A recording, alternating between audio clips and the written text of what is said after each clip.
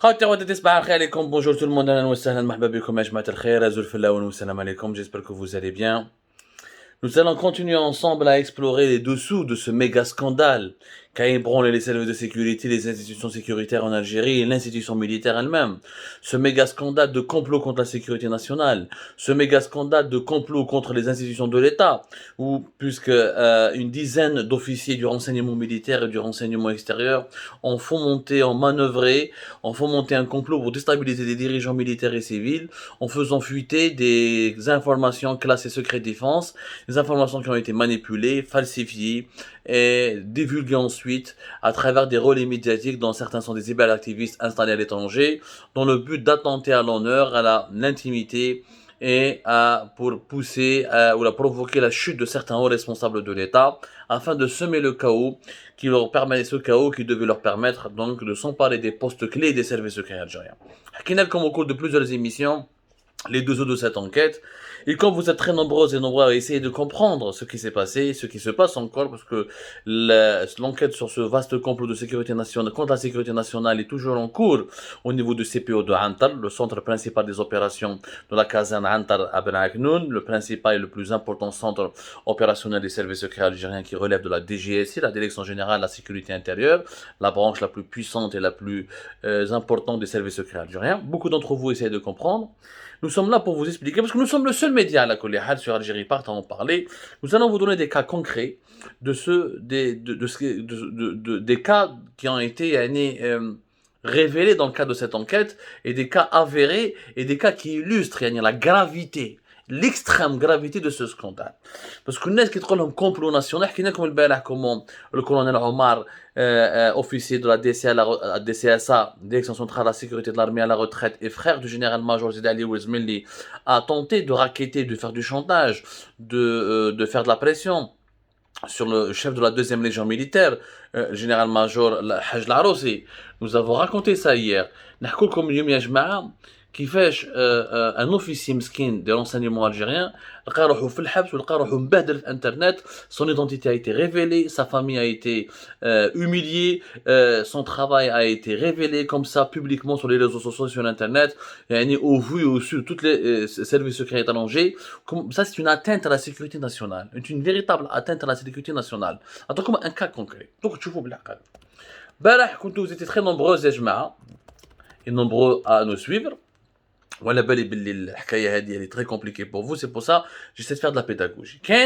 Parmi les cas illustrant les agissements indélicats et graves des membres de ce réseau d'officiers comploteurs, il y avait un jeune capitaine, يعيطوا له Mohamed Salah Gharbi. Mohamed Salah Gharbi, c'est un informaticien. Connu pour être, il n'est pas connu, il travaille pour la DGSI, la Direction Générale de la Sécurité Intérieure.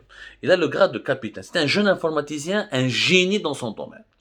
Un génie dans son domaine. Où l'entourage تاعو, صحابو, les gens qui le connaissent, يعرفوا بلي c'est un homme très intelligent, un génie. Ou parmi les perles qui ont été recrutés par les services secrets algériens, ce qui est d'ailleurs normal, les services secrets dans tous les pays du monde essaient de repérer les plus intelligents dans la population pour les récupérer, parce qu'on appelle ça un service d'intelligence. Et les nouvelles technologies la maîtrise des nouvelles technologies, ou l'usage, ou l'utilisation des nouvelles technologies est très importante pour les services secrets de tous les pays du monde. L'Algérie ne fait pas exception.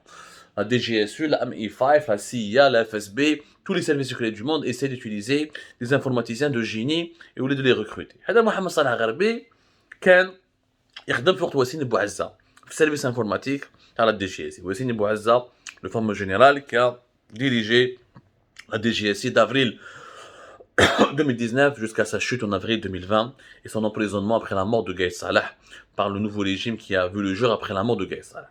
هذا محمد صالح غربي يا جماعة خدمته شنو هي؟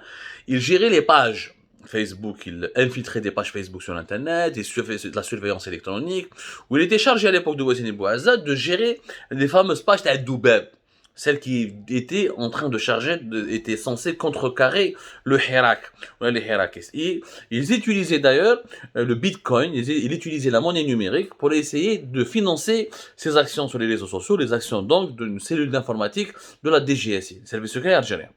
Alors que l'usage de la monnaie électronique, il est interdit en Algérie, puisque la monnaie électronique est totalement interdite en Algérie par la loi sur la monnaie et le crédit de la Banque d'Algérie. ما عليناش الحكايه واحده اخرى نحكوا من بعد. En parallèle, Mohamed Salah Gharbi était impliqué dans une enquête qui avait révélé en été 2019 l'implication de 3 ou 4 officiers de la DCSA, de la Direction centrale de la sécurité de l'armée, dans le trucage des élections du FLN. À l'époque, rappelez-vous, l'époque d'Al-Gaï Salah, début de l'été 2019, Mohamed Jme'i, l'ex-businessman et homme d'affaires originaire de Tbessa, qui est connu pour ses relations avec la contrebande, a été élu à la tête du FLN. وهذاك الوقت pour son élection à la tête du FLN avait été rendu possible par un groupe d'officiers qui était très important. Il a été élu voilà, le 29 avril 2019. À هذاك الوقت 3 officiers, les 4 officiers de la DCSA sont intervenus pour imposer Mohamed Jme'i en faisant croire au comité exécutif du FLN ou là, aux membres du FLN, aux membres du bureau politique, mais le Gaï Salah en personne voulait ou la veut que Mohamed Jme'i soit le nouveau patron du FLN. Alors que c'était totalement faux. Mohamed Gaï Salah, Allah yarhamou, يكره جميعي وما يحبوش. Et d'ailleurs, il s'est énervé après son élection. Ils ont trafiqué. Mohamed Salah Gharbi, il était impliqué, il était parmi les enquêteurs qui ont détourné des comptes Facebook ou là, sur les réseaux sociaux et des boîtes mail qui son travail d'investigation en piratant les comptes Facebook et les boîtes mail de ces officiers impliqués dans cette machination politique a permis donc de les identifier de les officiers et de mener vers leur emprisonnement à partir du début de l'été 2019. février 2020 ou plutôt février هنا récemment 2022 مسكين هذا محمد صالح غربي لقى روحه في الحبس. وعلاش؟ Parce que les officiers sur lesquels il avait enquêté en été 2019 خرجوا من الحبس, ils ont été réhabilités après la mort de Ahmed Gaï Salah, où ils ont voulu se venger contre lui, alors que ces officiers avaient manipulé le bureau politique du FNN, ils avaient fait croire aux membres du FNN que c'était Gaï Salah qui voulait que Mohamed Jme'i soit le patron du FNN. Ils ont d'ailleurs empoché de l'argent, ils ont touché de l'argent et des pots de vin de la part de Mohamed Jme'i, qui, rappelez-vous, groupe Starlight, etc., actionnaire d'un groupe économique important et lié au milieu économique, au milieu mafieux de la contrebande, fait بالصف بالعطار. ما عليناش. حكموه داروا عليه les officiers qui خرجوا من الحبس تاع بليده, ils ont été réhabilités, وداروا على محمد صالح غربي, ils ont voulu obtenir sa tête. داروا له une affaire, قالوا له tu utilises le bitcoin, la monnaie numérique de manière illégale pour financer des activités sur les réseaux sociaux alors que c'est interdit. Et ça a provoqué sa chute, نحوهم service informatique تاع la DGSI وحطوه في الحبس 2 mois. À partir de février, récemment 2020. Il ressort de prison 2 mois après, grâce à l'intervention du général Abdelghani Rajdi, qui était à l'époque le directeur de la DGSI et qui est devenu en ce moment directeur du renseignement extérieur de la DDSE, de la Direction de la documentation de la sécurité extérieure, puisque Saif Hadaya, rappelez-vous, il n'y a pas longtemps de cela, Rajdi l'a remplacé. Le général, il y a eu un chassé-croisé, Likhal Mjdoub, qui était la DDSE, حطوه في la DGSI, ou Abdelghani Rajdi, qui était la DGSI, حطوه في la DDSE. Le général Abdelghani Rajdi a été promu récemment général-major à la veille du 5 juillet 2022. Il a intervenu auprès de Tebboune, un officier jeune, considéré comme un petit génie en informatique, qui se retrouve en prison pour une simple histoire de vengeance orchestrée par des anciens officiers qui ont fait de la prison à l'époque de Gaï Salah. Abdelmajid Tebboune intervient, il réclame sa libération auprès de Saïd Chengriha, il est libéré. Le mouchké, c'est que pendant ce processus, les officiers qui étaient impliqués dans le scandale à l'époque de Gaï Salah font partie des réseaux du fameux colonel Omar, le frère du général-major Sidi Ali Oulzmili. Pour casser Mohamed Salah Gharbi et pour provoquer sa chute et pour justifier son emprisonnement, ils ont donné toute sa fiche. Imaginez bien la fiche d'un agent des services secrets algériens. مدوها لواحد اليوتيوبر عايش في لندن. هذا عايش في لندن يقدر يسب في لي ماروكان ويقدر يسب في لي زوبوزون ويقول لهم انتم دي تريت وانتم دي سالوبار وانتم ceci cela. Alors واش دار؟ il a révélé l'identité, la filiation, le nom exact, l'adresse, la fonction et tout le parcours d'un agent des services secrets algériens. C'est comme ça sur internet, sur YouTube ou sur les réseaux sociaux. والحكايه دارت كاع le tour du monde وسمعوا بها les Marocains, وسمعوا بها les Français, وسمعوا بها les Anglais. C'est la première fois dans l'histoire qu'un agent des services secrets d'un pays est révélé, son identité elle est révélée, son parcours elle est révélé, sa filiation elle est révélée comme ça sur internet de manière la plus impunie. Idée en Angleterre, est-ce que vous avez déjà vu un youtubeur anglais qui révèle en direct l'identité d'un espion anglais? ou là d'un agent des services secrets anglais. Est-ce que vous avez vu un activiste ou un youtubeur américain qui révèle l'identité ou là les coordonnées privées ou là la vie privée intime d'un espion américain ou là d'un agent américain?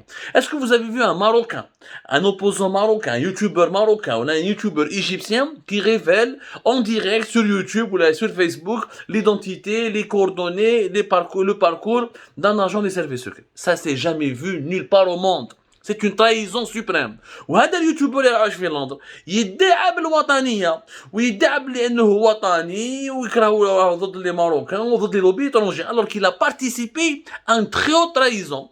L'affaire de Karaev, tribunal militaire de Blida, il est recherché d'ailleurs un mandat d'arrêt international contre lui.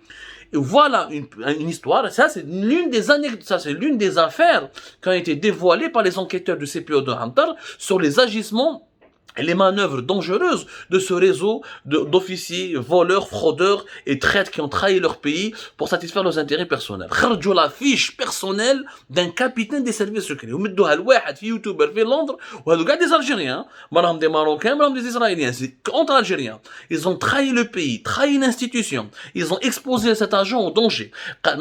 Ses voisins vont le reconnaître, ses ennemis, des terroristes, ils vont venir le neutraliser, ils vont attenter à sa vie, ils vont lui faire un attentat. يدناو له يقتلوه imam يحكموه. Imaginez, il était en voyage à l'étranger, يحكموه les étrangers, ils vont l'auditionner pour lui voler pour essayer de le contraindre à parler, donner tous les secrets, parce qu'il dirigeait le service, il était dans le service informatique de la DGSI, donc il a eu des fichiers, des dossiers très délicats entre ses mains.